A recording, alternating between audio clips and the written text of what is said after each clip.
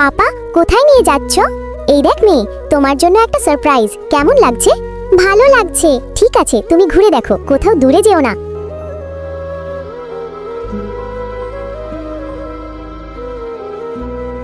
আরে, খুব তৃষ্ণা পেয়েছে, আমি পানি খেয়ে আসছি।